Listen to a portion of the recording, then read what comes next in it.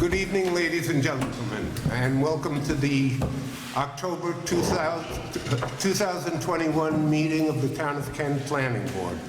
Please rise and join me in the Pledge of Allegiance.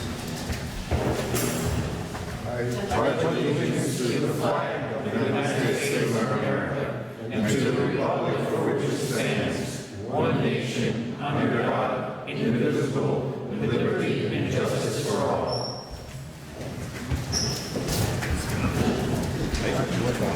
Thank you. Gentlemen, have you read the minutes from the September meeting? Yes. Do you have any questions, comments about them? No. Can I get a motion to accept those minutes? I'll make that motion. And a second? I'll second that. And all in favor? Aye. Is there anyone here representing, before we start, when you come up, please identify yourself and say who you represent. Okay, if anyone is here for the Freeman application that's been removed from the agenda and requested the applicant, if anybody's here for that, it's not going to be here. I didn't hear the whole thing, I'm Freeman sorry. Crossman is not on the agenda any longer though, so if anybody's here for that, it's not going to be, that's not going to be the agenda. That's Friedman Crossman, 5 China Circle.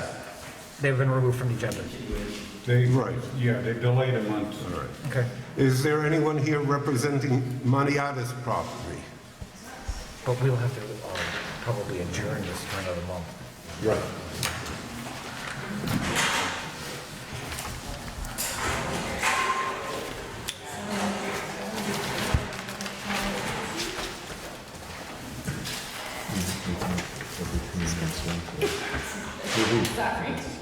Oh, yeah. Okay, good evening. Jamie LaJudas from Inside Engineering, Surveying and Landscape Architecture, here on behalf of the Maniatas family for their residence. Do you want me to give you an Give us a overview of the brief project? overview of it, Okay, and then please. we'll open the public hearing. and then we'll go to public hearing. Fair enough. So the Maniatas residence is located at 250 East Boyd's Road. It's an 11-plus acre lot in the R80 zone. There is an existing 4-bedroom dwelling and a studio building on site with a paved driveway with several pull-offs leading up to a gravel driveway. It's all very well maintained. There is a well, septic, and several steep slopes on site. There are no wetlands or watercourses within 100 feet of the areas of disturbance. The project proposes to demolish the existing dwelling and construct a 6-bedroom dwelling in the general location of the existing. We are demolishing also the studio building and relocating a portion of the gravel driveway, as shown on the image in color here. We do have some parking and turnaround areas in front of the garage, some terrace and patios proposed as well. We are maintaining the existing well and including a new service line to that well. We are expanding the existing septic and adding an additional trench as required by the health department. We have made a submission to the health department and are expecting their determination by October 19th. So we'll be happy to supply that to the board once received. This project is also including erosion control measures, such as temporary soil stockpiles, concrete washout areas, silt fence. We are under the acre of disturbance, so we do not have to provide any post-construction stormwater management. We do have steep slopes disturbance as well that we're seeking an approval from the board on. We were in receipt of the comments from the town consultants, which I believe we've addressed the majority of them. I did give to Vera tonight a copy of the property deed, so that's on record, and the received green cards back to our office. Yeah, that's it. Great, thank you. Gentlemen, can I get a motion to reopen the public hearing? It's just open. Oh, right. Is there anybody here who would like to speak? Well, I'll make the motion to open the meeting. I'll second the motion. All in favor? Aye. I'll leave now. Bye.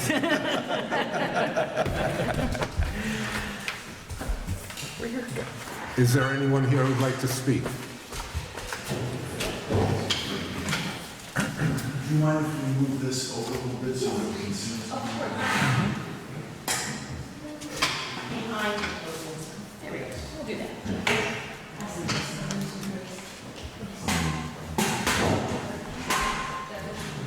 Good evening, all. My name is Mitch Garbo. I've been a resident of Putnam County since 1974. And, my wife and I bought our home at 336 East Boyd's Road, which is directly underneath this planned project. And all of us here tonight, sure. All of us that are here tonight will be speaking to different aspects of this project. And I am here. The members of the East Boyd's Road and Cold Shears Road believe that our property will be negatively impacted by the proposed development of 250. Most of us are longtime residents of Kent and Putnam County. We trust that the board will act, as always, to the benefit of the residents of the town. We'll monitor your progress, hoping for your continued diligence on behalf of the residents of Kent, and especially those on East Boyd's and Cold Shears Roads. Thank you. Thank you. Are there particular things that you're concerned about? Just the general impact of that size of a house, and we're all downhill from it. The only thing between that and the reservoir is all our properties.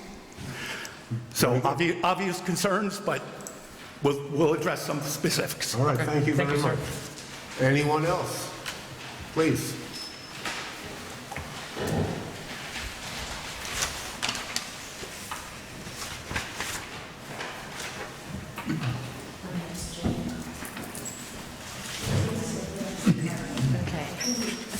Good evening, my name is Jane Garbo. I live at 336 East Boyd's Road. Good evening. Regarding the activity at 250 East Boyd's Road, we would like to,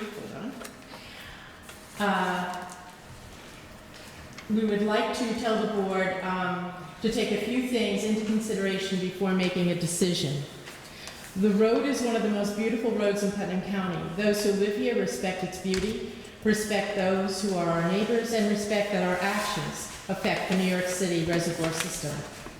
We believe that any disturbance of the land in this area will affect the flow of water that feeds our wells and which also drains into the reservoir.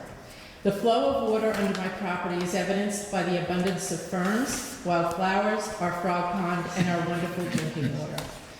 I've lived in Putnam County since 1959. I've walked through fields carefully stepping over meadow muffins, learned to ride bareback on our neighbor's old horse Blackie, walked miles every day just for the fun of it, swam in ponds, walked through swamps, told ghost stories around the fire. This road that I live on, that I cherish, seems to be one of the last vestiges of what this county once was. Nothing stays the same, I know, and respect for each other's right to build a home is part of our democracy. But I believe that there is a limit to what someone wants as opposed to what others need. We need to keep this area as pristine as possible. We need to make sure that the water continues to flow toward the reservoir. We need to ensure that the quality of our drinking water is not in any way changed because of someone's wants. Thank you. Thank you. Anybody else? Please. Oh, you know what? Excuse me, ma'am, I'm gonna just give you the sign-in sheet. Oh. What's my notes? Oh, you did. I did? I can write my name. I'm gonna find it. Okay, here, I'll get you another one, please. Okay, I have a pen. Okay. Hello, my name is Richard Harrison. I've lived on East Boyd's Road 338 for over 50 years, so it's literally my home base. And I was there, and I know firsthand experience of the impact that the house that's going to be demolished, which is, way above our house, the impact that it had back in early 2000 something when they built it. They took down a lot of trees, and the owner at that time, as the house was being built, his name was Steve Rosenthal, and I got to know him, and he said, Rich, I like to top some of your trees because I want a better view of the reservoir from where I am. knowing nothing about topping trees. I said, sure, Steve, just supervise it. Well, what happened was, I guess he never supervised it, and I realized that in the spring when I walked up there and saw the mess that it was. But what happened was, that winter, with the snow starting to melt, really for the first time I started getting flooding in my basement. And then when the spring rains and the winter snow melted together, I had 2 feet of rain in my basement. So I just want to see that the impact of this new construction isn't going to have the similar effect on a larger scale to our places. So that's what I wanted to say. Thank you. Great, thank you. Thank you. Anybody else? Please.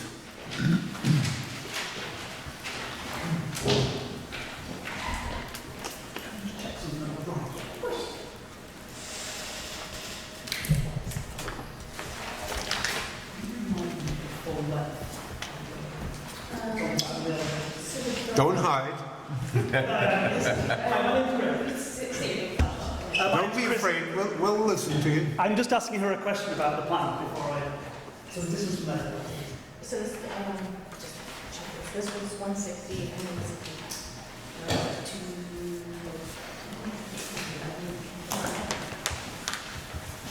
130. So 230. Wow. Much bigger than I thought. Okay. Sorry, my name's Chris Hill. I live at 356 East Boyds Road. And I've been there for about 10 years, so I'm relatively new. My first thought... newbie. Say again? You're a newbie. I'm literally a newbie, yeah, it's crazy. My first thought was to try and visualize what is 9,000 square feet. We don't talk like that normally when you're speaking about square footage. And I looked online, and a mansion is 8,000 square feet, so we're building a mansion. It's 15% bigger than a mansion, as a point. Our house is 850 square feet, and we're directly bordering this development. They originally bought a 1,000 square foot home, and they want to knock it over and increase it by 800%. Put another way, the increase of the square footage inside is to 1/5 of an acre, and when you're measuring your house interiors by acres, that tells you something. The best comparison is probably the building we're in right now. It's bigger than this building. This building I estimated coming in tonight is about 150 feet long by maybe 60 feet wide. This building is 230 feet long by 77 feet wide. It's insane. It seems insane to me. You could go all night with comparisons. The Statue of Liberty is 150 feet tall. You put it next to this house, it's dwarfed. The thing is, people can build what they want. You can go as big as you want as long as boards agree it. Thank you for your work. You can build a house as big as the regulations will allow, and thank you for your work. As mere residents of the road, we don't know technical terms. We don't know about aquifers and water tables and runoff, how it affects quality drinking water. That's what experts do. We're not trained for this. But I have built houses before. I built in France and I built in England. And I know that building work affects the ground. It just does. As you ramp up the scale to things like this, the sediment flows differently, the water table changes, it changes in ways you can't expect. Wildlife is affected in ways you can't expect. You don't know what the animals are going to do. And while I'm not an expert, I think this construction will affect our houses at the bottom of the hill. It's like building a castle at the top of a big hill. Now, our hill is quite steep. My land is 3 acres, it's at the back, and at the top of my land, you've got this building. My last issue is access. East Boyds is roughly 2.5 miles long, from 301 to Dinham, and the entrance to 250 is practically in the middle of that, so it's about a mile from the entrance to each end of East Boyds. I don't know how many delivery trucks it's going to take to build this house, mansion. We recently visited a house in Norfolk. It was 6,000 square feet, just been finished. They said there was a vast amount of trucks coming in and out. Obviously, when you dig the ground, you make your basement, the amount of material produced is much bigger than the original hole you dug. And then bringing in concrete, so much concrete needs to come in, obviously. I measured our road today. It's on average about 16 feet wide. A concrete truck is 9 feet wide, and you don't have to be a great mathematician to work out that a 9 or 10 foot truck going down a 16 foot road is not leaving a lot of room. But we do know that things have to get built. Trucks will have to come in. And let's pretend all the trucks can fit, and you can juggle the traffic backwards and forwards, and you get the materials in and you get the materials out. East Boyds is listed in a great number of guides, running, walking guides, cycling guides, fishing guides. It's a place of outstanding natural beauty that has to be visited by visitors, and we welcome visitors. But the west side of the road, where you've got the road, you've got a vast drop-off that goes straight down to the reservoir, and there is no wall. There was a wall decades ago, it's kind of gone, it's all fallen in, all the stone's been stolen. I truly believe this proposal risks injury, or worse, to a member of the public, a worker, someone just riding their bike. I'm really worried about that. So that's what I want to say. There's three things. The size is insane. My house will be affected, I just know it. I can tell, I've been a builder. I know what happens. And the road isn't up to scratch to get the stuff in and out. That's it. Thank you very much. May I Please. approach? Yes, please. This is a 9,000 square foot house. 8? Not this house. It is a 9,000 square foot house. This is what's being proposed. Just to put it in perspective. Is there anyone else, please? I'll be the last one from our group.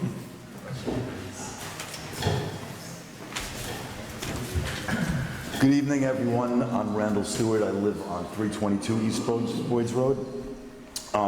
To Mr. Hill's point about bicyclists, walkers, and truck traffic, he and a neighbor from Ninham Road recently witnessed a near collision between a large carting truck and a tractor trailer. Was it a day or two ago, Chris? Yeah. The trash truck screeched to a halt to avoid it, and there was a stalemate and blockage on our road. He has video footage of this. Between the ramping up of large vehicle traffic and all the blind turns on our road, the risk to bicyclists and walkers would ramp up exponentially. To Mr. Harrison's point, all our houses already experience excessive runoff. I have severe damage to my basement. The recent spate of fallen trees has accelerated this flow.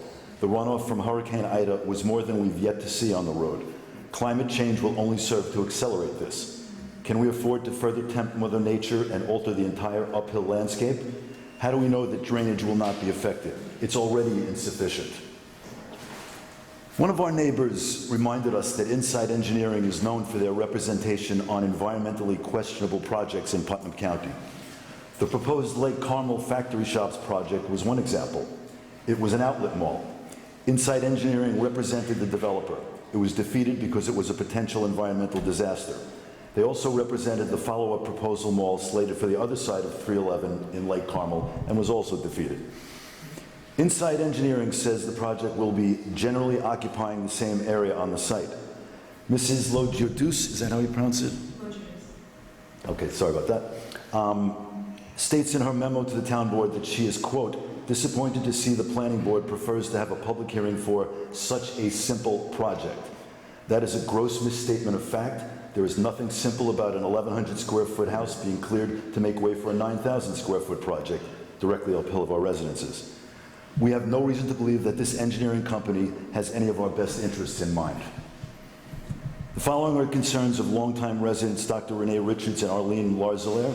Dr. Richards continues to practice pediatric ophthalmology in Putnam County to this day. Ms. Larzalaire was Deputy Tax Commissioner for the town of Kent, and she is on the Board of Arts on the Lake at the present time. They are present and have asked me to speak on their behalf. I quote, "We are concerned with our homes along East Boyds Road, already having had significant and recurring floods from the high ground above our homes. Building a 9,000 square foot dwelling high above us will cause erosion and loss of trees, which will increase the flooding." I continue to quote, "Most of the homes along East Boyds Road are a similar size and scope, between 1 to 3 acre plots, 2 to 3 bedroom houses. A 9,000 square foot, 6 bedroom dwelling is way beyond the character of the neighborhood. East Boyds Road is one of Kent's gems. People come from all over the county to walk and bike on our designated road." More quote, We have been residents of Kent for more than 40 years. Our existing home was built in 1939. The neighbors on either side of these 3 homes are mostly senior citizens, semi-retired, full-time residents. We all feel threatened by the building proposed for 250 East Boyd's Road. To their point, yes, most of us are senior citizens who are home all or most of the time. Not all of us are in good health. Those who aren't seniors work from home. This is a quiet, sheltered neighborhood, and none of the people downhill want such a big construction project. The peace and quiet is why I bought the house here after renting a cottage on the same street for 3 years. It's why the state channels bicyclists and walkers here.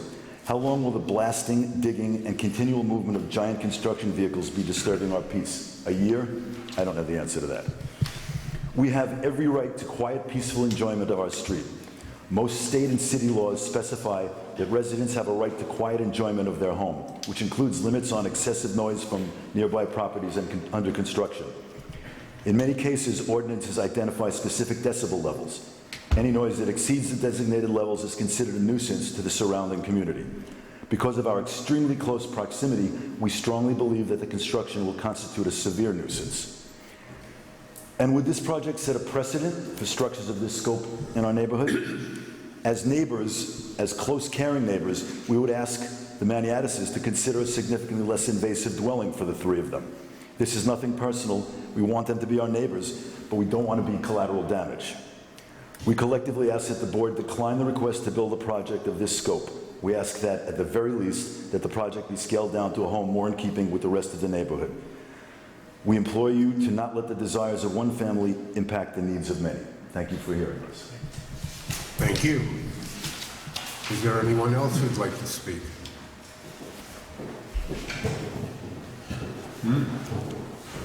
Please, sir. I think you're right on time, sir. Sorry, No, I'm I was busy. Frisbee. Susan Kotzer, Town of Kent. I live on Ninham Road, and I just came in at the end of this scope meeting, and I agree with everything that the residents of East Boyd's Road is saying, and I live on Ninham Road, and I can assure you some of those trucks will be coming down Ninham Road to go onto East Boyd's. Of course, they're going to cross that little bridge, but yeah, this is a big impact. I had no idea this was going on. 11,000? 9,000 square foot housing. It's out of scope, out of range. It's going to impact greatly on our little piece of paradise, as we call it. Howard Carpenter. We live in paradise, and this is going to create a big, big problem. So I agree with the residents on East Boyd's. I didn't know this was really happening, but you need to listen to them because it's going to be a terrible project. I'm sorry. Thank you. Thank you. Anybody else? Consultants, you have something to add here?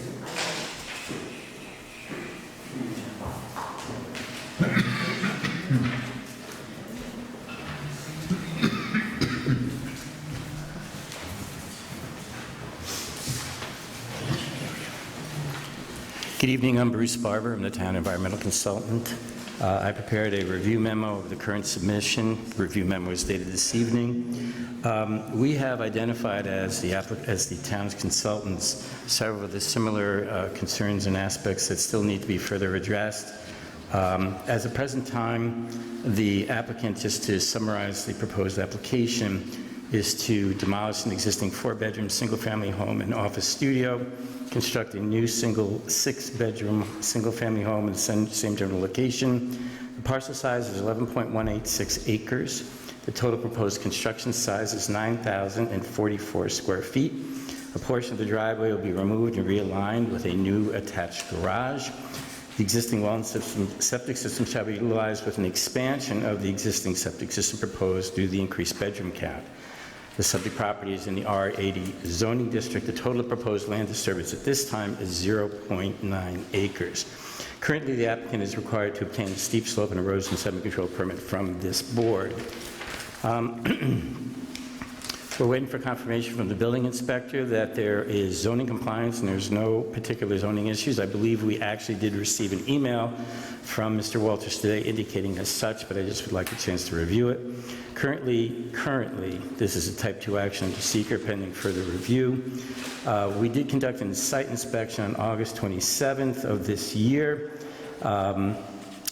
Does not appear that there's any proposed disturbance in the wetland or wetland buffer, but we are pending information on the fire and emergency services folks to go out there and see if there's a widening required at the piers at the end of the driveway, as well as any impacts for safety for the driveway itself, in which case, if there is increased disturbance, we would reevaluate that and determine if there's a need for a wetland permit or not. The applicant had marked trees in the field which are in the proposed limits of disturbance.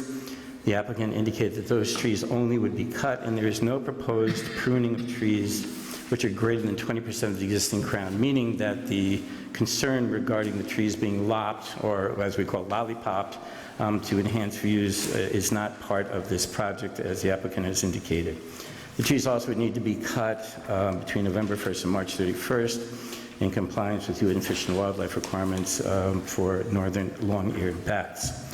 There are steep slopes, rock outcroppings. The applicant has indicated that rock hammering and or blasting will be required, or likely required, so additional information will be required on that. The applicant has indicated there are no cultural resources or threatened and endangered species associated with the proposed project. We are going to obtain, I guess, Putnam County Department of Health for the well and septic pursuant to the applicant. A few items that are needed: we need a copy of the deed, health department approvals, information from the fire chief and emergency services regarding adequacy of the gate and stone wall openings for emergency vehicles, and basically a wetland permit will need to be determined moving forward if indeed there's greater disturbance. That's what we have today. Great, thank you, Bruce. John?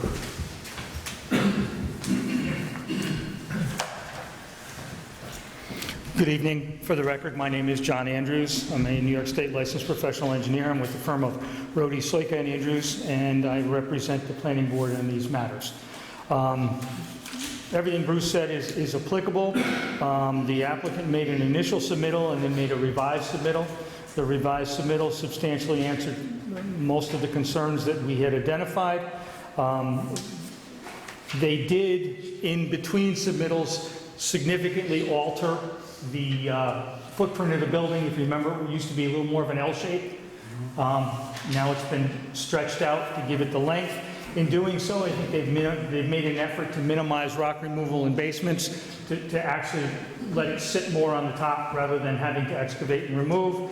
That being said, most of the issues that remain are technical matters that are relatively minor, cleaning up some things on the map, making sure certain notes are correct.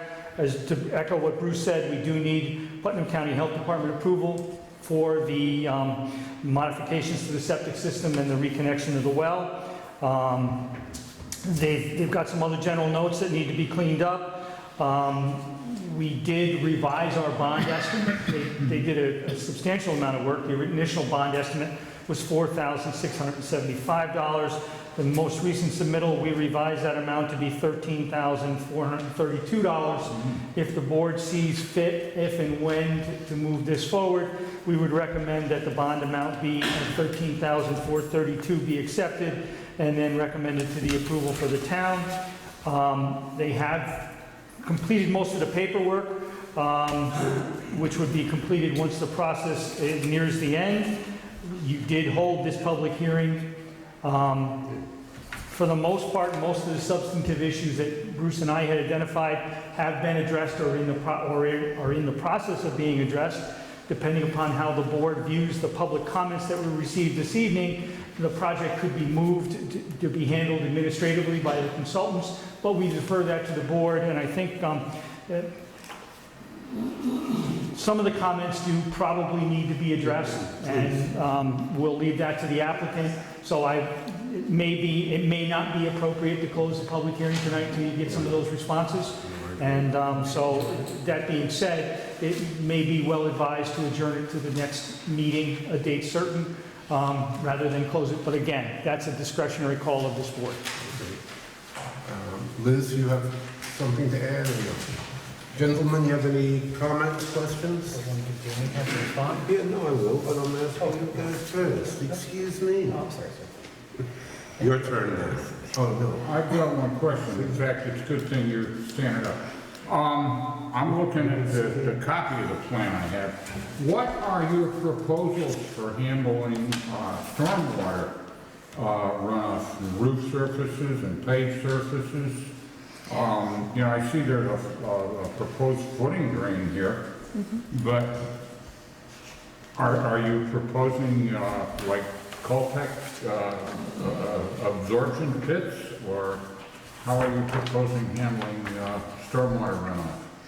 So the stormwater running off of any of the roofs are essentially going to be going into a gravel trench that'll be around the building itself so that it will infiltrate back into the ground. There are going to be no gutters on this building as per the architect. We are under any thresholds requiring post-construction stormwater management as required by the DEC, so we will not be putting any stormwater management as far as Well, you Coltechs have all are these concerned. people who are concerned about flooding in their houses that are further down the hill. That is How are you something. going to address that? That is something that we will have to look into. These houses are over 500 feet away from the proposed development. So it is, again, something we will have to look Is into. that all we care about? I'm sorry? The distance, is that all that matters? No, that is not what I am implying. I'm just mentioning that it is something we will have to look into, and the houses are 500 feet away from this proposed development. I'm just making a point. All right, thank you. Thank you. Yeah, how many cubic feet of runoff, say for a 1 inch rainfall, 1 inch per hour? You know, just shoot from the hip. How many cubic feet of runoff are we looking at coming off a roof of a 9,000 square footer? That is very beyond my bailiwick, and I'd have to ask our engineers so that I can get that information for you. Oh. I'm only a landscape architect, so I can't advise on Because, runoff like that. I'm sorry. From the existing site, there's evidently some runoff because it's flooding these people's basements downhill. If this is the case, and you know, with a new rooftop, it would be interesting to see what kind of a comparison we're talking about as far as runoff that would address the concerns of these people as far as how much water is coming downhill from something new that floods their basements. I would like to point out too, we're not changing any drainage patterns as far as this proposed project. So any rainfall that is falling is going in the same direction that it was going previously. So that does matter. Thank you. So then we're going to get 9 times more, is that what you're saying? If I may, one of the things that, as Mr. Barber indicated, we did make a site visit up there, and this is predominantly a rock site. So when you are talking about introducing, you know, the additional roof, most of the area that this building is proposed for is populated by rock outcropping. So the real question becomes, how much new impervious are you adding? That I will leave to these folks, but at first blush, it's not the full 9,000 square feet. In other words, just because you're roofing 9,000 doesn't mean you're adding more, 9,000 more square foot of impervious, particularly since most of this is already rock, and the effort has been made to not blast much of it, to basically build it. Most of this building is going to be a slab on grade. So you're replacing rock with the building. So in point of fact, the net increase is, it should be determined, but please don't think it's simply 9,000 new square feet. It is not that simple. It's a little more complicated. No, yeah. The gravel I'm just reflecting the residents' complaints here that we want to make sure that what's proposed in there is not overly contributing to any existing condition. And the only other comment that I'm not seeing being addressed here is really the view shed. because want to see what the changes to the view from their perspective, because some of the neighbors have mentioned that they can see up there because of the trees that have been cleared. Okay. We could provide sections so that, Yeah, especially that gentleman over here that mentioned that he was the next neighbor over, and there was trees that were cleared, and, so I want to make sure that there's no view shed changes for any of the neighbors, and then we address any of the water runoff. That's it. I forget, is the driveway being paved? the driveway is currently paved to a point, and then it is gravel, and then it is remaining gravel.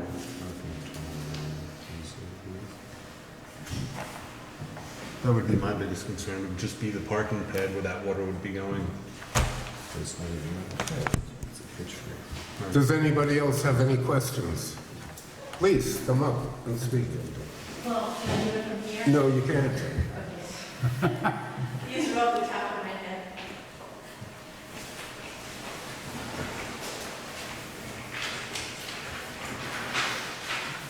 There's really only one way into East Boyd's Road for this type of traffic. The one way that is available has a bridge. What is the weight that that bridge can bear, and how much traffic can that bridge bear of heavy trucks? That's number one.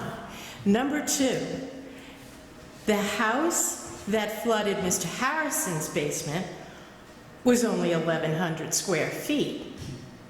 It had a roof, I'm sure it had the, things, and it went down into the ground or wherever. Imagine what 9,000 square foot of roof is going to do to Mr. Harrison's basement if 1,100. If you heard what our engineer just said, most of it is rock anyway, and Yeah, but you it get was rock pretty anyway much under the the same 11 runoff.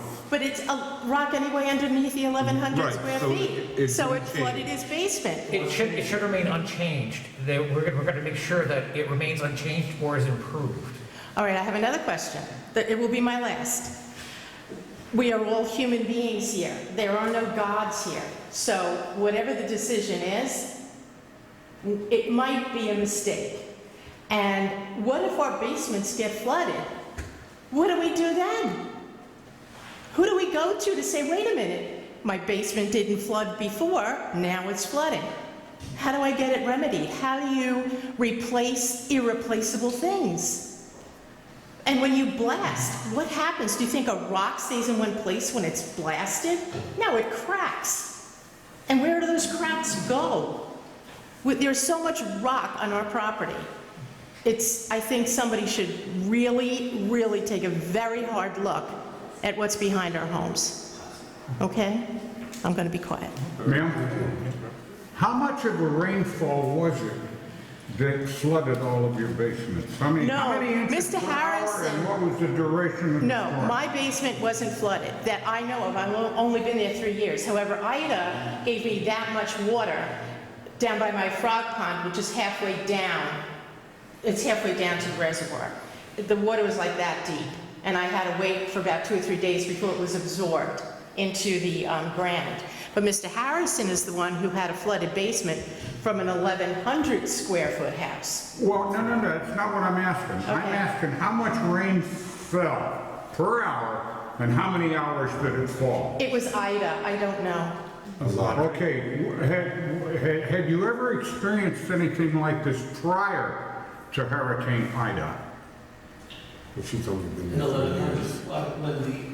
If you're going to speak, you have to come up. Yeah. I'm assuming he's going to probably talk about Ted and, what was it, the other one? Irene? Finish? Thank you. Floyd? No, Thank you. Irene and Ted really hit us hard in a lot of, I think, 2011. This was... Speak into the microphone, please. Oh, yes, okay. I guess the year was about 2005 when the first one was built, 1,100 square feet. And it was that winter, up till then, I didn't have, flooding. But that winter, and then the mild spring and the rain, the combination, it wasn't a mild winter, it was heavy snow with the spring rain, and that's what did it. And then over the years, this growth has come back.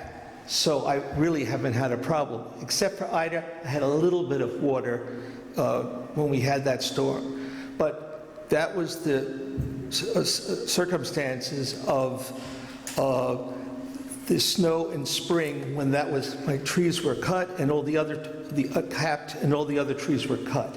That was the consequence of that. So it was one period, and then over the years, they've grown back. So kind of, when they went up there, they did work before. I'm assuming this kind of sounds like when they were doing construction, and then they did some clear cutting, and then it started causing you your basement trouble, and then over the years, it's gone back, and it's not been a problem until, okay, all right. All right, thank you. Please, sir.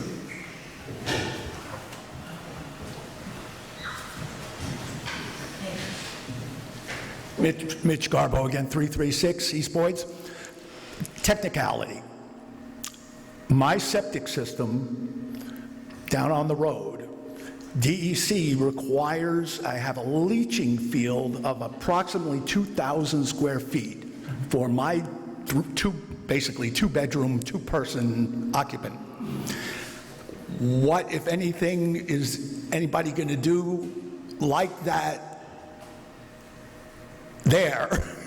That's, if I have to do it, for what purpose, and don't they have to do the same thing? And I don't see that, and I don't hear that, and I hear technical. The other thing is that we were all notified because we're property owners adjacent to this piece of land. None of us have any real expertise in any of these issues. Will there be an opportunity at some point in the future, near future hopefully, that we can have somebody, we do have some people that have offered to work with us to answer or rebut the things that are being said at this time?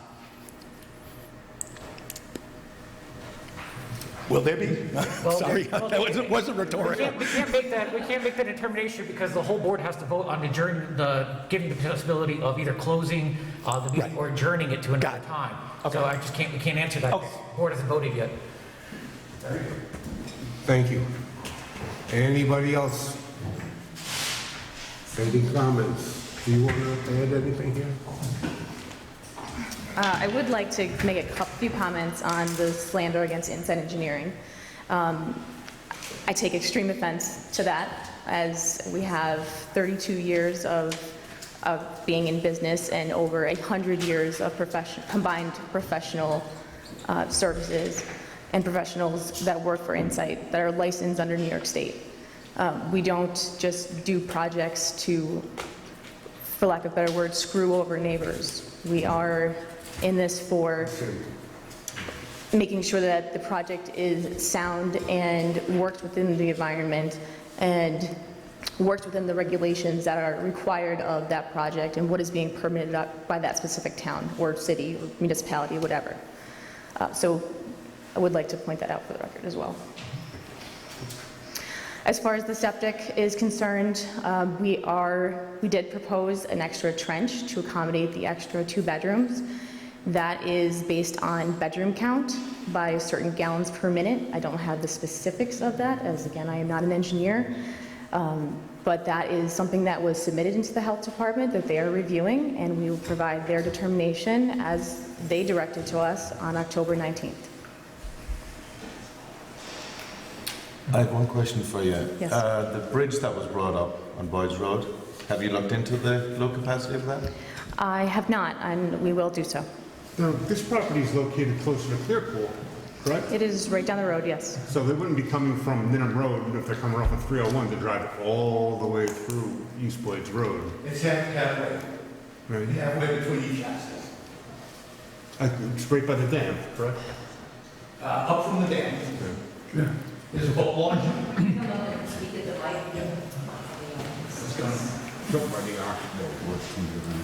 So the highway department, in their infinite wisdom, put a weight limit sign on all the entrances to the Boyd's area, from Ninham Road, from Ninham Circle, and from 301, putting a 6-ton weight limit. On the road itself, we used to be a shortcut for all the asphalt trucks going from up on 52 somewhere and going down to Mahopac. And they went on the GPS, and this is one of the problems that we kind of solved a little bit with the sign, and thank you to Richie Othmer for that.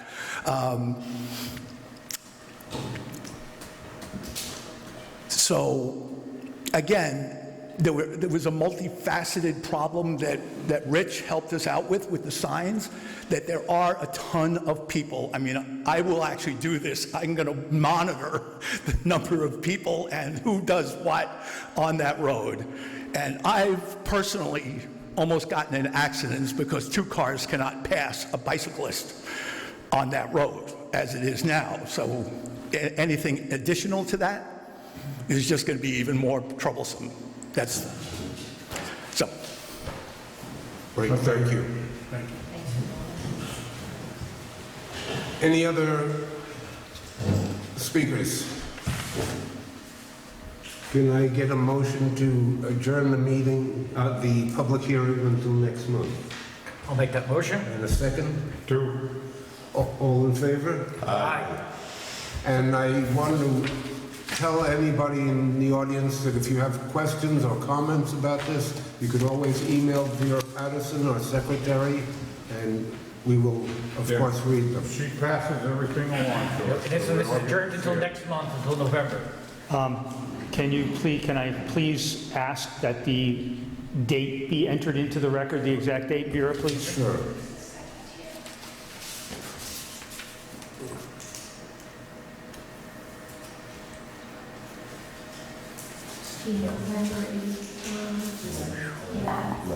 November 11th. So can you Can I please get a amend your motion resolution? to adjourn the public hearing until November 11th, 2021? I'll make that motion. And a second? I'll second. All in favor? Aye. Thank you. Thank you. Good evening. So, sir, you have your next month, you can bring in whoever professionals that you'd like to have talk. But you also can submit your questions. Is there anyone here for JP Auto Repair? Thank you, people. Consider volunteering for the planning board.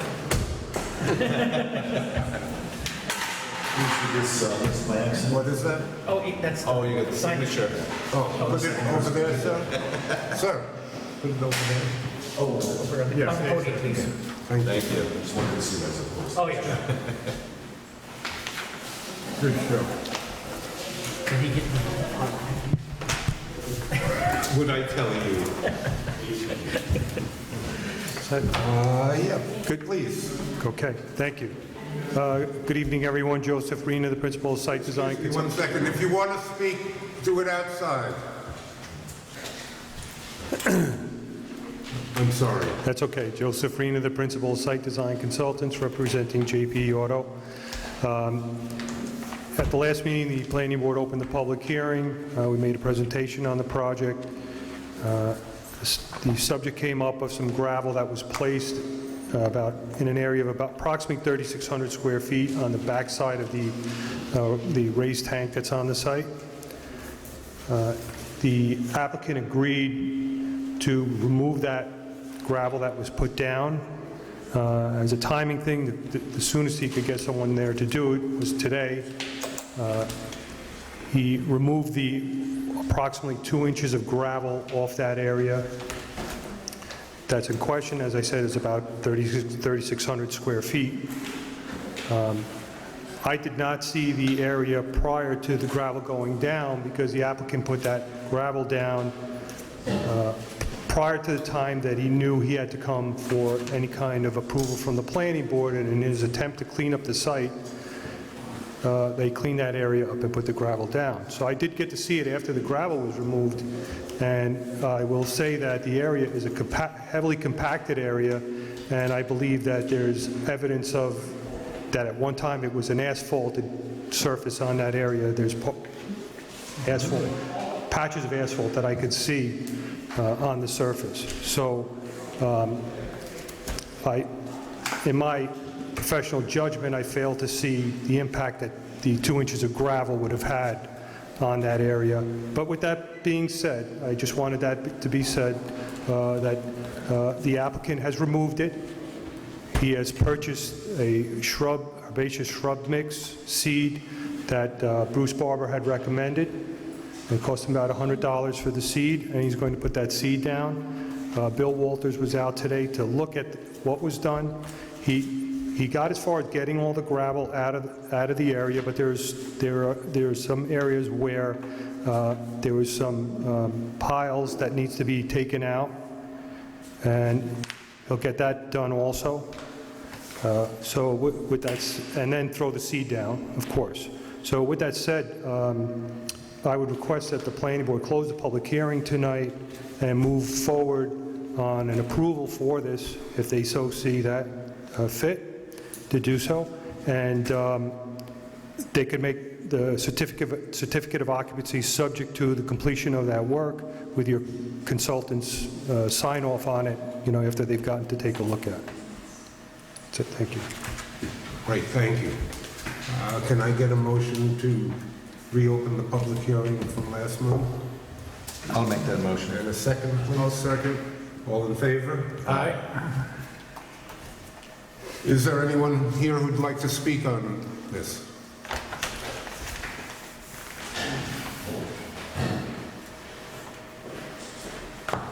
Good evening, gentlemen. Michael Dunn, 30-year residence in Carmel, Kent. Operator, engineer, and oversee Chris's business for him. Let me get my notes out here. Last month, we submitted a packet to the board containing pictures of my comments as the taxpayer, Chris Rini as the owner of Chris's Automotive, his input and his comments. To date, we have not received any comments in return from the board. We don't know what the process is in the town of Kent now. How do concerns get acknowledged before a site plan approval is approved? There's a lot of open issues. If you read all those letters and the documentation that need to be addressed. No, we've read them and we're concerned with it, sir. Yeah, Phil, I just didn't know how that all happened so that we are satisfied on our end. So I don't know. That's up to you guys. So that's the policy of the town. I do commend them. I saw them today. They were around noontime. They did remove some material. I do have recent pictures of the elevation change directly behind our shop. My shop is about 9 inches added in the area behind the oil tank, the abandoned oil tank, the approved abandoned oil tank. That was a misconception last month with Crystal Real Estate property people, so we acknowledged that issue with them. We didn't have an issue with the tank. There's about 7.5 inches that still was there. I have pictures. It's a flooding issue. It was brought up last month by one of your board members that Mr. Rini came here without any evidence, just accusation. It's not about a business.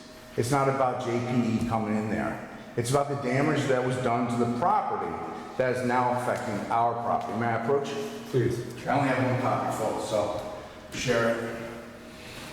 The date, the timestamp is on top. It was from, I don't even know, 3 weeks ago. It was a monsoon. I'm sure if we had somebody that is able to, in an environmental position, to evaluate rainwater, as the other applicants were just talking about, seems to be a rainwater issue. The area that was filled in, I can only assume that it handled about 40% of the rain that came down off of the back hill through everything and was absorbed. So that 40% was not affecting our stormwater management system, which includes an oil water separator, which goes out to a DEC creek, goes across 52 into Palmer Lake. So that 40%, which was naturally absorbed within wildlife, within grasses, everything else, isn't there anymore. It's coming down because of the input of gravel, stone, Bancron, whatever you want to call it, item 4, it has nowhere to go. It just can't get absorbed. It's compacted. Everybody has stated it's compacted. Our consultants have said it's compacted. It can't get absorbed anymore. Those pictures are proof of the timestamp from 3 weeks ago. It was a small storm. I'm not talking Ida. You guys know the damage Ida did. Ida basically closed 52 to 1 lane. We know that. We accept those kind of freak storms. These are just ongoing. They're getting worse and worse. Now with that area of wetland, which Mr. Rini had to adjust when we went for our site plan approval and we ended up going for our CO, we had to remove area of, I forget what they call it, millings. They call it millings. We had to remove millings. Bruce and Chris and myself, we met. We came up with a strategy for wildlife planting, replanting. Millings were removed so that way water can get absorbed. It can't get absorbed anymore because that, like I said, I threw out a number 40%. It just can't get absorbed. So it comes through our property, through our trenches, which were all part of our site plan approval. They go to our oil water separator, which was required for an automotive repair facility. Part of the stormwater management.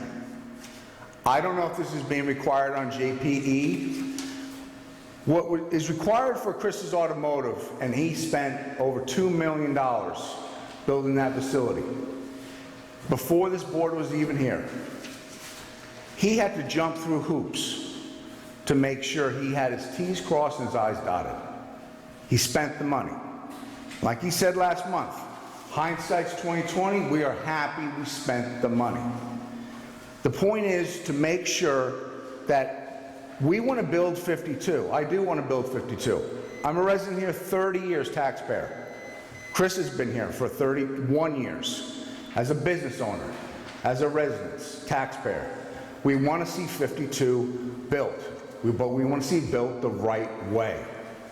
Just because somebody wants to apply for a change of use should not be granted for just a change of use. Are they just going to come in there and the old broken down chain link fence that's been 27 years, when Quality Rental was there, when Durante's was there, when the oil company was there, oh, just throw a coat of paint on the building and we'll be good. These things need to be addressed because we need to make 52 attractable, not just for business, because guess what's going to pay the taxes? The landlord's paying the taxes. The landlord pays the taxes. It does not affect the town. It does not affect the school. It affects sales tax. And we want to see JPE succeed. That's what we're on the business for. This has nothing to do personal. So I want to make sure that the board clears and the public knows this isn't personal. This is what we had to do 7 years ago to rebuild Chris's Automotive after our fire. And Chris said, I'm going to go for broke. I'm going to spend $2 million. He could have gone for $600,000 and make it look like the old rundown Dills that was there. But look what the church did. Look what the church did at the old Dills place. Millions of dollars they did last week in Blacktop. Okay? Chris is some of his questions need to be addressed. What's the concern with the repaving of the church? No, it was beautiful. There's no concern.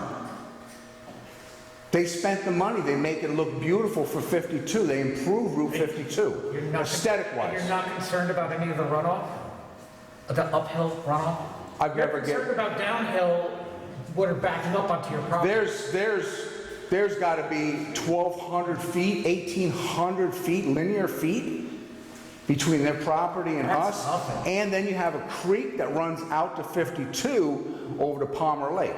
We saw which way the water was discharging. Yeah, none of that water. And then you're talking about a 4,000 square foot piece of property where they put down millings. So you're telling me that your whole property now is being impacted because of a 4,000 square foot place of millings? Steve, you misspoke. That's below grade. I did not say the whole property. You just showed us pictures of the property. That's the property where the trench is. I just saw parking lots.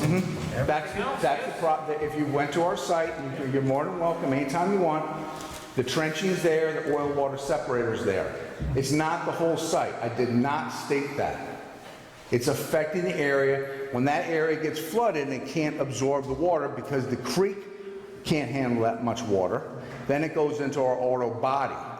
Thankfully, when Chris hired Putnam Engineering to do our site, they decided to tear the building down and we raised it 10.5 inches above 52. That solved all of our water problems back in the day. Was that the body shop or the front building? That picture right there is the body shop. The body shop has never flooded before? I'm sorry, one person at a time, please. The body shop ever flooded before this? Very minimal. Very minimal. I've been running Chris's business now for 6 years, and it's been about 18, maybe 2 years, 24 months, 22 months, somewhere around there, that it's gotten worse and worse. And it's gotten significantly worse because the storms, number one. Number two is when the millings, or when the stone, when the fill was put in that wetland determined area, which is all part of Chris's site plan from the town of Kent, that area they filled in was all grass, it was all trees, it was all shrubs. We sent you folks the pictures of aerials from Google Earth. It was clearly defined as woods, if you want to call it that. Whatever you want to call it, I don't care what you want to call it. It wasn't stone where it is today. They just told us it's semantics. Steve is picking on semantics. It's not semantics. It's the proof in the pudding of where it used to be. How that area used to be. You increased your property by 10.5 inches. The existing structure was there. It's below there. They came back in, put in some gravel that's nowhere near the elevation of your property, and you're saying that your property is being flooded by somebody who's lower than you physically, which is impossible unless they're backing it up onto your property, sir. Steve? That does not make sense. If you would like to go out there, it's 7.5, thank you, Phil. It's 7.5 inches above our property. I don't know where this below comes from. So when it comes down, has nothing to do with the church or their blacktop. It comes down the hill. It's natural water flow.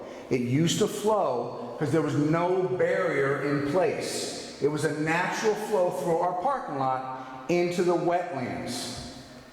You hear me so far? Well, listen. Okay, so it's even. Our property, their property. How does water flow? Well, pretty equal, right? Okay, now we come in the first week or two of July. Let's remove the shrubbery. Let's remove the grasses. Okay? It rains. What happens? Still flows, right? No good. Let's bring in fill. They brought in fill. What happens to the water? It dams.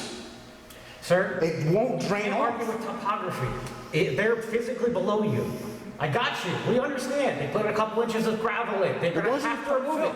That's our agreement. It wasn't a couple inches. It is a couple of inches. It is a couple of inches, sir. May I just intercede here just for a Please. second? Okay. I think... That's the tape measure, right there. I'm sorry, I didn't mean to interrupt. You had a few questions and I wanted to...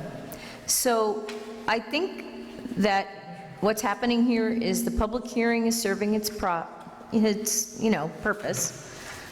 We had input from last week. I don't have as much to say as Bruce and John because they're, the engineer and environmental person. I'm sorry, I didn't introduce myself. Liz Axelson, AICP from CPL. I'm the planning board's planning consultant. What I want to say here is that we have gotten some input from the public. A deliberate effort was made to go out onto the site. And I think, again, Bruce and John can fill you in on the technical details of that. We've heard what the concerns are from neighboring properties. And just one question that Chris had before is the planning board going to provide a response? And what I want to put on the record is that typically what happens when there's a public hearing, we hear from the public. and the board considers what its consultants require of an applicant. After that, information is added to the plans, the review continues, and hopefully the planning board is provided with the information they need to feel that their comments, the public's comments, comments related to the town's code are properly addressed and everything is all set in line. And I think we're getting close here. So that's all I really wanted to say. And I think it would be nice when you're done speaking to hear from Bruce and John. Right. They have a lot of good site visit observations. Very good, thank you, Liz. I'm Go good. first. I'm good, Phil. All right, thank you. So I don't want to hold everybody up. Well, I appreciate that, but I still think this is a hit job against JPE in all accounts. This is terrible, sir, terrible. Thank you. Phil, please control your members. Thank you. Thank you. Comment. When we were out there on the 16th of September, when we were out there at that site visit on the 16th of September, I was there. So was I. I didn't think that the JPE property was lower than Chris's property, but I recommended to the representative of the consultant that was out there that one of the things the planning board needs on the JPE site is a complete topographic survey. And we would ask that Chris Automotive would work with us on that, because what we would need to do is to have one of the surveyor's people on Chris's property, because we should have some spot elevations on your pavement and grade elevations and maybe even inside floor elevations on your buildings.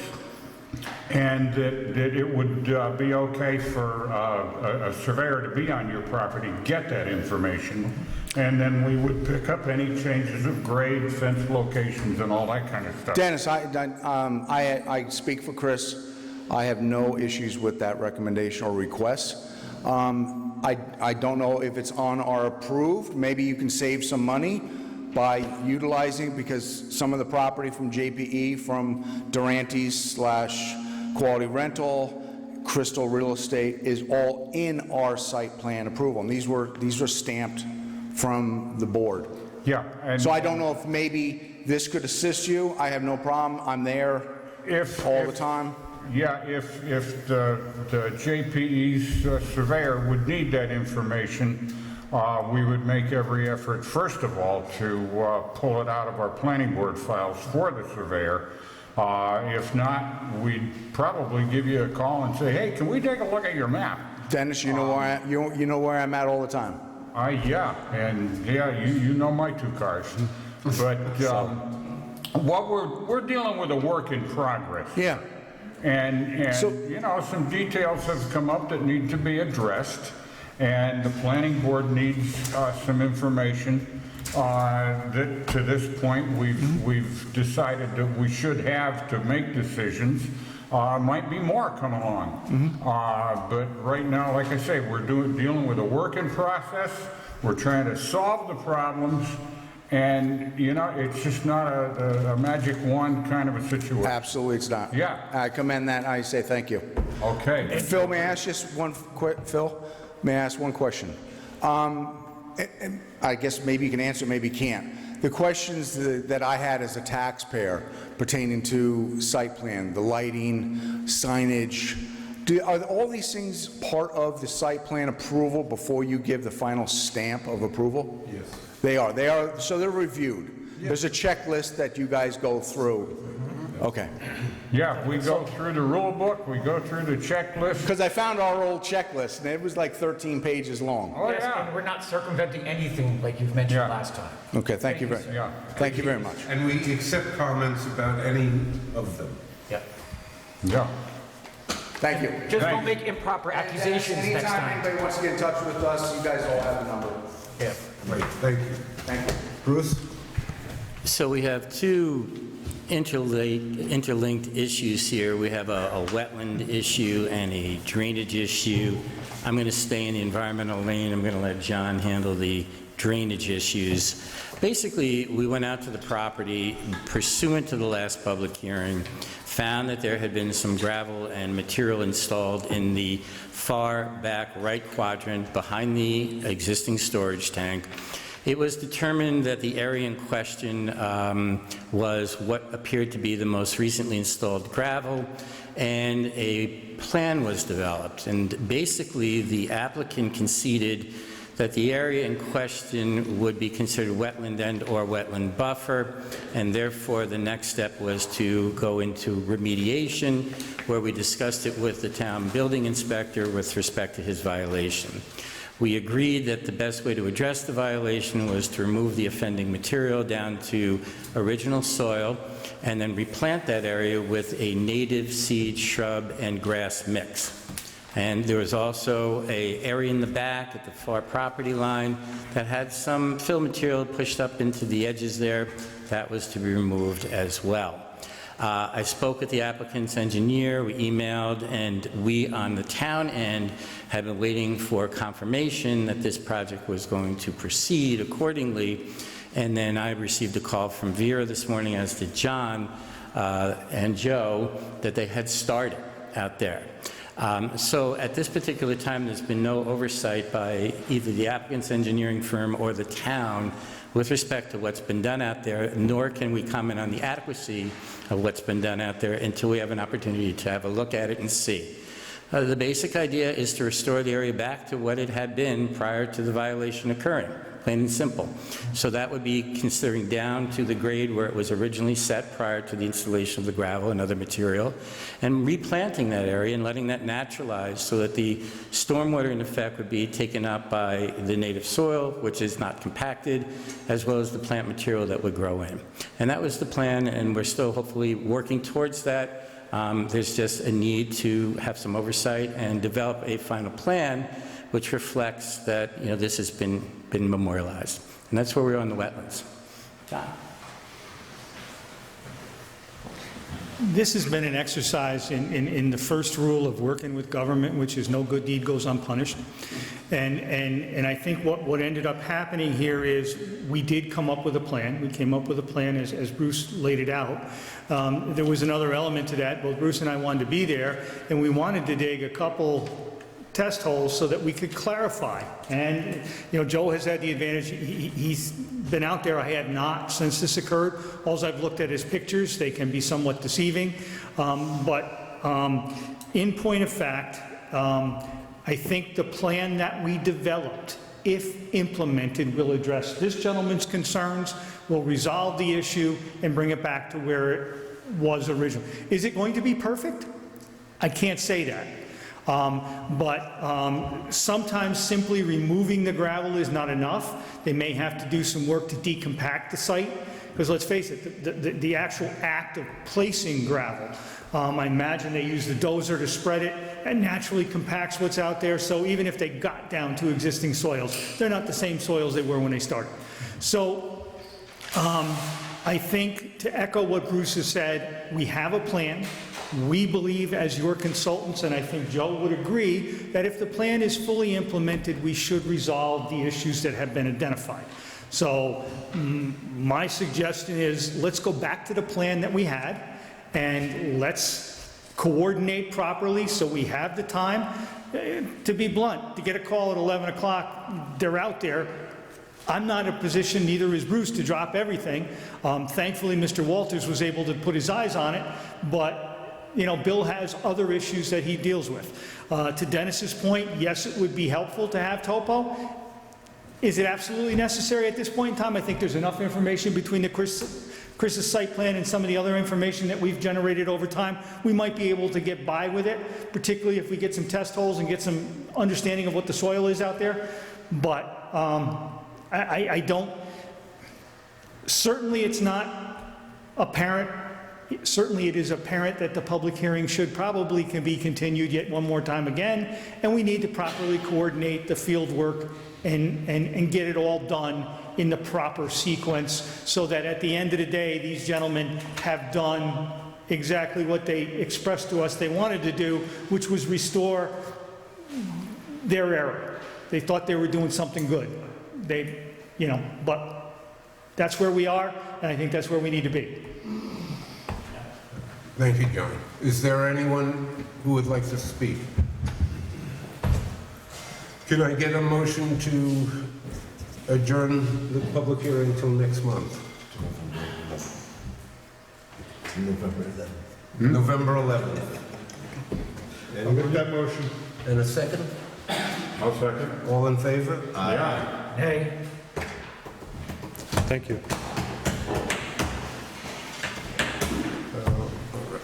Friedman Crossman property.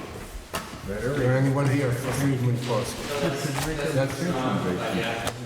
All right. And Brigman too. Or is there anyone here for Brigman property? Please. Oh, yeah.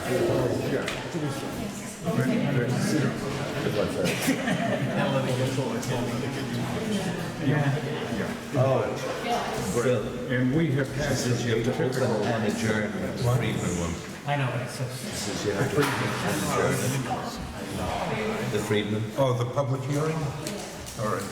Can I get a motion to adjourn the public hearing for Friedman Crossman property? I'll make that till motion. November 11th. Yeah, me? Second. All in favor? Aye. I'm sorry, sir. Now you're... How you doing? Good evening. I'm William Brigman. Hopefully moving my project ahead at 3 Laurel Mountain Court. My engineer is Putnam Engineering, Paul Lynch. He wasn't able to be here tonight. I forwarded a letter to Vera this morning in response to a bunch of questions that you guys had. I hope that answered the questions that were presented. Very good, thank you. John?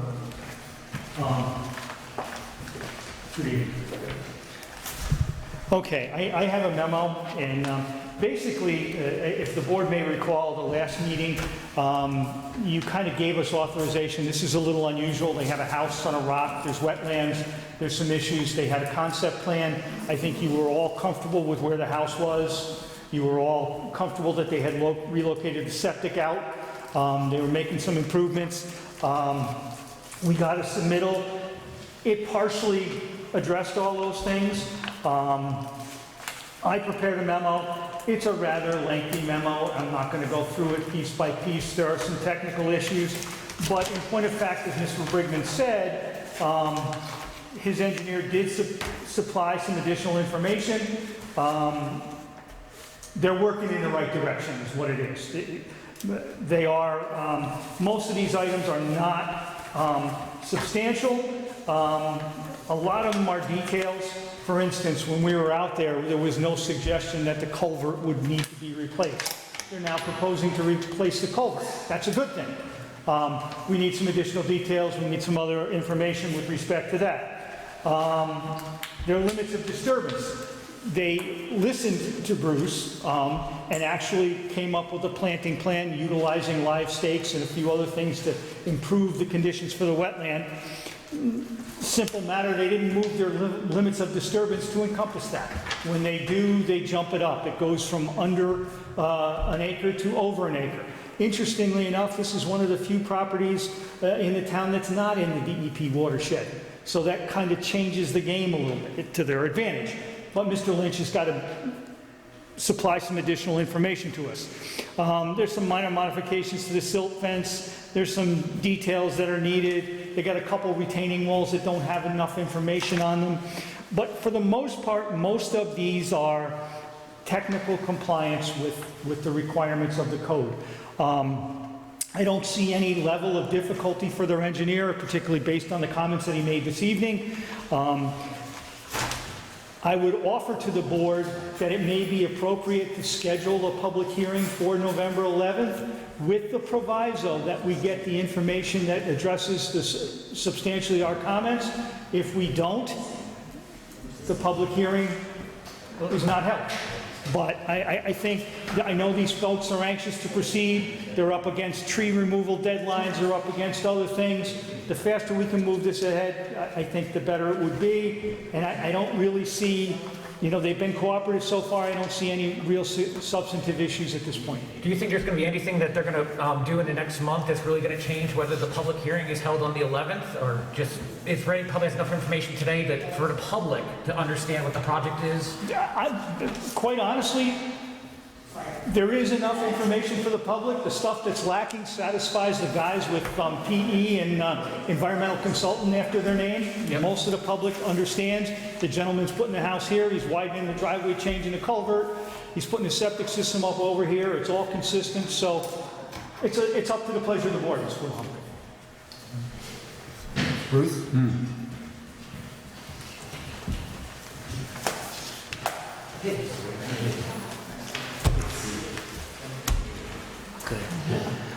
Just to mirror John, this has some odds and ends left to do. I just want to summarize for the board. This is a proposal to construct a detached single-family home, a driveway, well and septic system, as well as stormwater management structure, a pipe replacement, as John mentioned, and some wetland mitigation. This property is a flag lot. It's 6.349 acres in size. It's located in the northerly side of Horton Town Road in an R80 zoning district. Presently, the applicant needs a steep slope and erosion sediment control permit and a wetland permit from this board. One of the things that the applicant needs to supply is a bulk zoning table, especially this is a flag lot. There are some elements within flag lots within the zoning that have to be adhered to unless there would need for a zoning variance. So we're looking for the zoning bulk table from the applicant's engineer consultant. This would be a type 2 action under the seeker process. There are town of Kent jurisdictional wetlands. There's an intermittent water course, and then there's wetland soils on the site. And we work with the applicant to acknowledge the wetlands in total, both soils and the water course. They move their septic system, the board recalls, entirely out of the septic system, the wetland to wetland buffer. The house remains in what would be the best spot considered on the site, which is partially in the wetland buffer. The applicant has provided mitigation in the form of a rain garden for stormwater management, as well as what are called live stakes, which are going to be installed adjacent to the driveway and along the edge of the watercourse itself, which will provide a stronger riparian corridor habitat and water quality improvements to those areas. And so they've provided that information regarding the live stakes in form of a wetland mitigation that's been proposed. We just need more information about tree cutting. The area is prone to the northern long-eared bat. Tree cutting restrictions between November 1st and March 31st of the following year will probably apply. There are some steep slopes. The proposed disturbance that was listed was 9.973 acres, but as John alluded to, when they included the area of planting of the stakes, etc., that brought that over the acre. We're waiting for well and septic system approvals from the Putnam County Department of Health. They had approvals, but because the septic has been adjusted, we're looking for that amendment. A couple of odds and ends.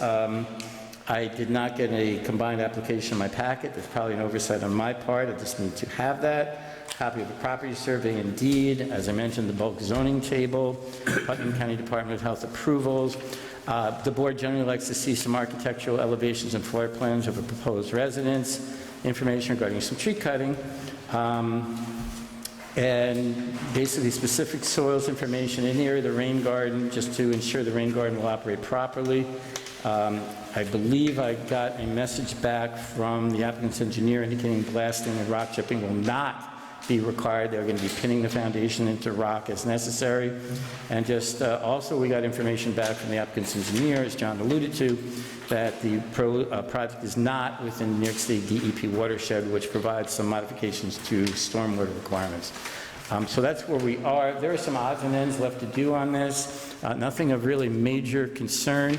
If the board wishes, you may choose to this evening schedule the public hearing for November 11th, and we'll see what we have for submittal for next month. Thank you, Bruce. Questions, anyone? Anybody opposed to setting a public hearing for next month? No. Can I get a motion to set a public hearing for November 11th? I'll make that motion. And a second, please. I'll second. All in favor? Aye. Sir, do you have any other questions for us? No. Very good, thank you very much. Thank you. Holly property, Bob, you're up.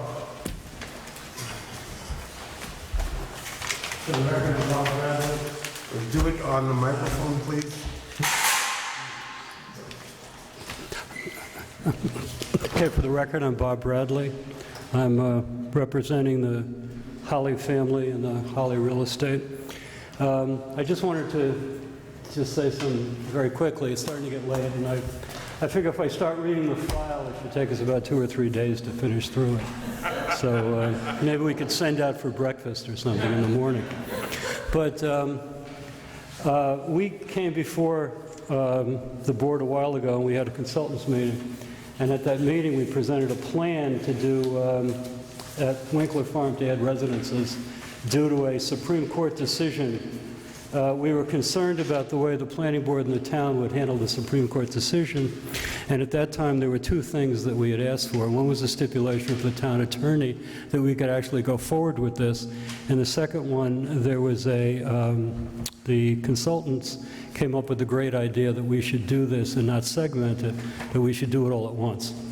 So what kept us from, we actually didn't have a drawing of what we were doing because for the longest time we didn't know if we could actually do it. We have a letter from the attorney at this point, and it appears to give us a hope that the town would actually go along with the Supreme Court decision. We would have 19 residences on the property at this time, of where we're allowed 33. There's a plan here that shows where the septic would be. We've already done the deep holes, and we've done the tests. We've already gone to the city. We would do 3 buildings of 4 units, and that would add to the existing buildings that were there. Each one of the buildings would have its own well, because we can't go to all of them on one well. It's a lot easier because of the technicalities to do a well for each one of the units. I submitted this, and I would expect that we would get a lot of comments, certainly from the engineer, from the town engineer, and from the environmental, as to details of this plan, which Putnam Engineering is prepared to go through. So I just wanted to, welcome any comments from the engineer, any comments from the environmental consultant, Bruce, and, we would like to go ahead with this. And this is what we're planning in total. This is the total layout for the 33 units? No, we aren't doing 33, we're doing 19. Okay, but you're never planning to go forward with the 33? You're not going to show us what you're going to do for the 33? We aren't doing 33. This is what we're doing. This is it. So this is going to satisfy all of the requirements Yes. of the legislation. Yeah. What had happened on this was we came in with, I believe, 4 units or whatever it was originally or something. And we decided that after meeting with the consultants, that was pre-pandemic, I believe, we actually could meet. And we decided to do everything at once and not to segment this. Well, that way you can also do it phased. You can also do a phased approach with it. No, we aren't going to phase it. We've decided that this is it. Okay. We're just going to create these 12 new units. And again, each one would have a separate well. The septic on the other side, as you see on the other side of the driveway, would take these 8 units on this side. And then there's a septic system for the 4 units here. It's all 100 feet away from the water course. And again, each one would have its separate well. We're staying away from any of the steep slopes, which you can see on the topographical that's on the other side. Basically, this is an old farm field. One of the buildings, I understand, was actually an old pig house back in the late 1700s. And the small building is going to stay there. I guess it's an historic thing, or in case pigs come back. No, just because the last time we discussed this, it was like questions whether the 19 was going to be the total encompassed, or it was going to be 33 in the future. So I'm glad it got resolved. No, that's it. Yep, it's great. Thanks. Liz, you're up.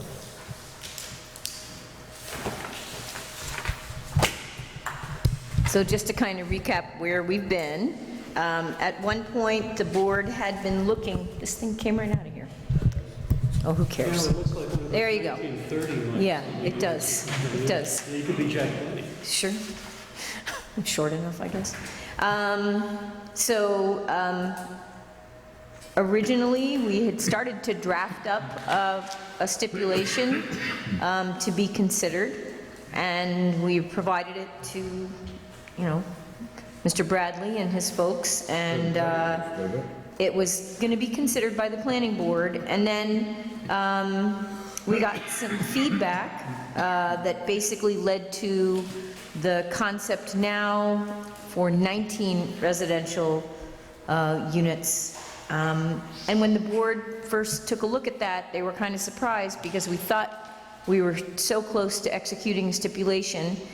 But in order to give this proper consideration, Bruce and John and I conferred with Jeff Battistoni, and I believe we also spoke to the board about this. And so Jeff wrote a letter September 16th, 2021, basically kind of memorializing, you know, the board is willing to consider going to this next step and possibly have an expanded stipulation, but we need more plan information. And I think that the plan submittal we got kind of came in just days before Jeff's letter came out. So next thing is to get some more plan information on this, and then we can start looking at it and considering it further. So we have no action here. Yeah, and I have to depart at 9, so I'm going to say adieu. Excuse me? I'm sorry, Liz? No, I'm departing at 9:06. Okay. Liz, one question before you go. Do you have any issues with the plan, the way it was laid out? Any issues from the planning aspect before you go? Well, I mean, it was a sketch, so I really can't say much because there's so much I don't know about the site, and that's why we'd like to have a more detailed plan to give it appropriate consideration, so. I just want to make sure that we're giving him good guidance. Yep. I can amplify that a little bit, if I may. Good night, Liz. In Mr. Battistoni's letter, he basically laid out what we would expect to see in a concept plan. And basically, he referenced a section of the code. The plan we got was rather simple, showed the buildings, showed the septic system, provided topo. That was it. Left a lot to the imagination, if one could say. So basically what we are looking for is a plan before we even come, because I don't frankly want to waste the gentleman's time and our money spending a lot of time reviewing something that's going to generate an 8-page letter. It's going to frustrate you, it's going to frustrate him, it's not going to advance the process. So what we would expect is a plan that contains certain basic information, and Bruce may want to amplify this, but there appears there may likely be wetlands on the site. It may not be wetlands actually defined by physical wetlands, but may be by the town code as it relates to soils. So we need the soils properly designated on this map so that we can evaluate it. And wait, one question, whether those soils before this ruling came out, whether they're in the code, or is it, so that was in the code before the ruling came out, so they would have to abide by that? Well, basically, the stipulation says only, and I'm not going to be the attorney, but the word we got back from everybody seemed to say the stipulation involves compliance with zoning, setbacks, and numbers, but you otherwise have to comply with the requirements of the code. So that would mean all the other aspects are in play. You just can't ignore them, so to speak. So we need to get the wetlands information addressed. They do show septic areas, but we don't know where the existing septic areas are. We don't know where the existing wells are. We need some expansion there. Some idea of the limits of disturbance. Some of these units are pretty big. There's accessories associated with them. I don't know whether there's utilities involved. I don't. So, and then there's a bunch of structures that are shown on there. They're all existing. I believe they're intended to remain, but they're not labeled. I don't know what they are. And one of the things that led up to this is there's a certain number of units that are already on the site. We need to know where they are and what they are. And then lastly, you know, there's kind of requirements that, basic requirements you typically do, parking space sizes. So my suggestion would be that the applicant's representative should probably go back to Putnam Engineering, have Putnam Engineering take a good look at 66A16, which is the conceptual plans, and get an idea of what it is we require. Yeah, I don't think that they were trying to submit a site plan. I think they were trying to just feel us out and see whether we were going to let them even consider anything. I think that's what kind of Bob was And I trying to tell us. appreciate that. Yeah. But the simple fact of the matter is, even in trying to feel this out, Yeah. and I did take the time to review it, Yeah. there's not much there.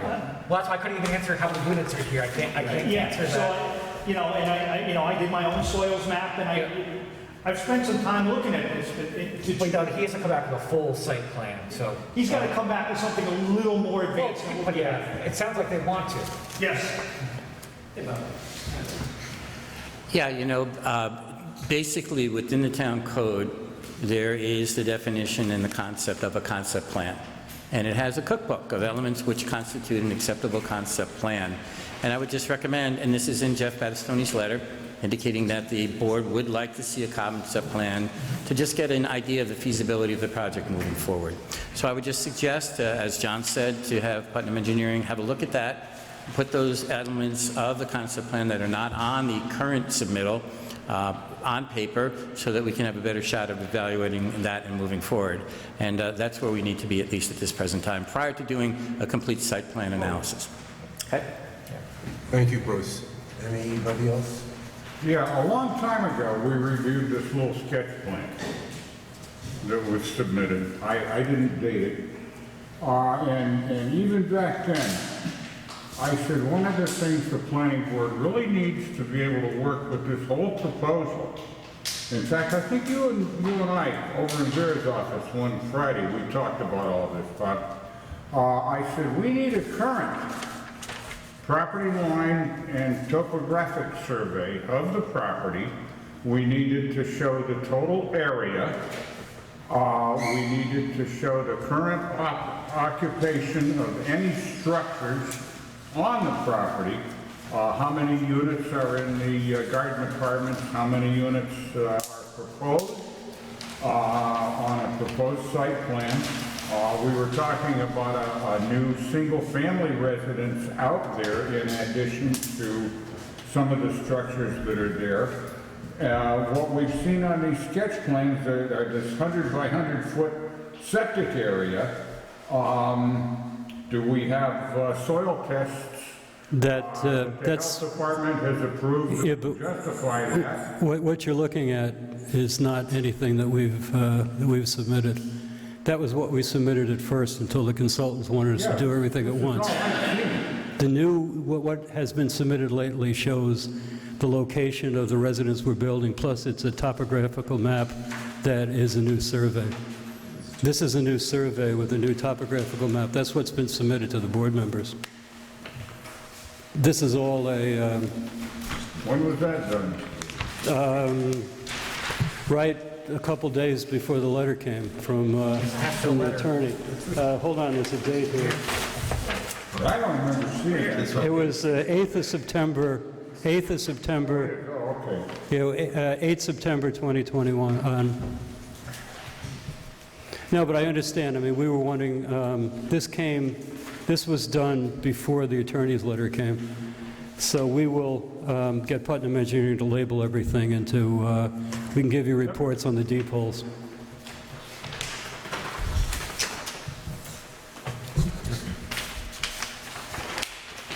I'm sure they can get that done. Is that the single-family residence that we were talking about? It's gone. That's still part of the package? No, the single family is gone. Oh, we scrubbed that, huh? Yeah, it's only 3 4-unit buildings. Okay. Where? Are they shown on here? They're shown on the plan, yeah. They're shown on the one that was just submitted. I think I have, hold on. Infiltration, oh, that's the unit, the infiltration area there? I think these are the units here. This is the unit, this is the unit. The units are there, you have to use your imagination. This is the units here. The infiltration unit is the parking lot. I've seen better surveys. Hey, listen, speak with the surveyor. That's what we've...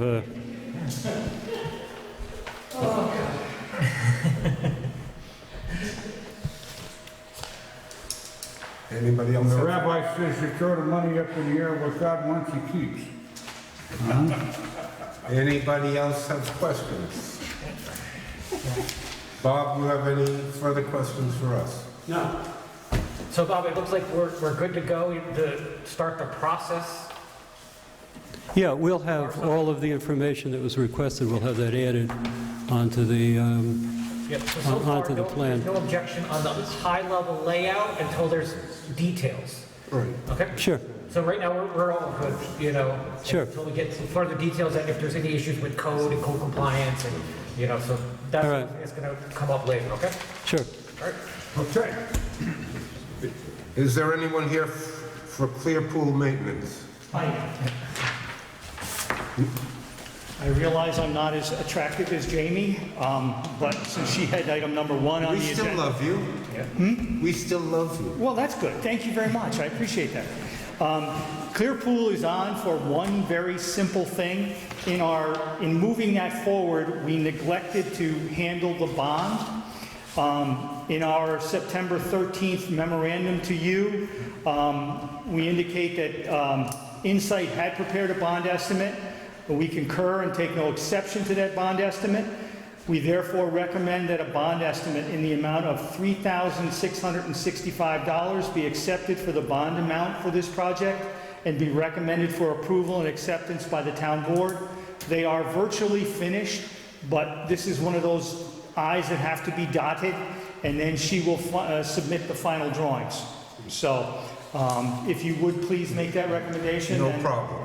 Go from there. Any questions first, gentlemen? No. Can I get a motion to recommend the amount of, a bond amount of $3,665 to be accepted and forwarded to the town board? I'll make the motion. And a second? All in favor? Aye. There you go, and thank you. Bill, you have anything you want to talk to us about? I was here to hear what's going on with the mining regulation. With the who? Bottom of the agenda. Oh, 52. Yep. Oh, nothing. Nothing. Come back next month, and nothing will be happening then either. I told you that on last Sunday. Are you working below the line, Bruce? I hope not, but I will. You don't have to answer him. All right, well, Mr. Ranieri, there's been some communications relative to staking out the proposed driveway access. John? Hold on a second, please. Oh, I'm sorry, Bob. I just have one question on the Ranieri application. It's too late. I received a letter this morning saying that where the red dots are, they needed stakes. This was submitted with where the stakes are located. Okay. And I just... To be blunt, it's more complicated than that. There are some issues that have to be dealt with from Vera. No, I understand. And yes. That I understand. I And have been in contact with... Jack Carell. I have been in contact with both Jack and Right. Mr. Offner. Right. Mr. Offner had some opinions that Right. Jack needed to deal with. So I am taking my cues from him. Okay. So as soon as Rich gives me the okay, we will get out there and take care of it. But the only thing that I wanted to ask you, because I was here anyway, was that there are... This came up with the fact to locate the This is what stakes. Jack initially did way I understand. He sent it to the surveyor, we have Right, that. so you have this? Yes, sir. That's all I wanted to Yes, know. we have it in our possession. Okay. That keyed this whole exercise. Right, I understand. I just wanted to make sure. So we're taking our cues from Superintendent No, I understand. Offner. I understand. Very good. Thank you. No. The board followed that. If you remember, we had asked for some stakes to be placed because I think nobody had a good sense of what's out there. They did the staking. There are, as attorneys affectionately call it, there are some issues with Mr. Green with respect to proceeding forward and keeping Vera happy. Once those are resolved, Highway Superintendent Offner and myself, as well as Mr. Barber, will be out there to advance this project. So That's where we are. That's where we are. Yes. I can handle the Nunziata.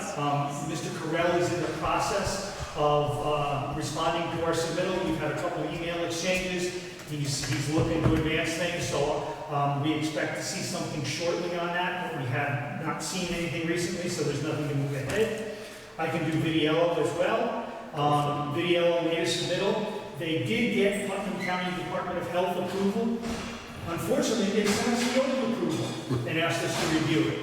So once we discovered that, he corrected himself and you know, the wonders of AutoPay, he must have grabbed the wrong file out of his and sent it to me. He sent me the updated file. I am in the process of reviewing that. I think it's almost complete, and I expect to be able to issue a memo, and it should be ready almost for chairman's signature in the very near future. And then the other two I have nothing on, but we can jump to the mining law. Just real quick, Route 50 development, we've heard from the applicant's engineer that they will be submitting something in the future. As of yet, we have not received anything from them at all to review, but we did hear back from their planner. Tent self-storage, we've not gotten anything on that. And with regarding the mining law, basically, Liz, John, and I got together several weeks back. We put together some points that we wanted to discuss with the town board relative to the direction and the preference of different types of laws, overlay zones, etc., that the board was looking to have encumbered within this law. We heard back from the town supervisor that the board was anticipating a draft of a ordinance, and so John and Liz and I spoke yesterday. We are going to be cobbling together a draft for the town board's review, and we're going to be meeting with the town board to develop initial discussions next week. And that's where we are. Thank you, Bruce. Questions, comments, anybody? Anybody? Can I get a motion to close the meeting? I'll make that motion. And a second? I'll second it. All in favor? Aye. Aye. Thank you all very much.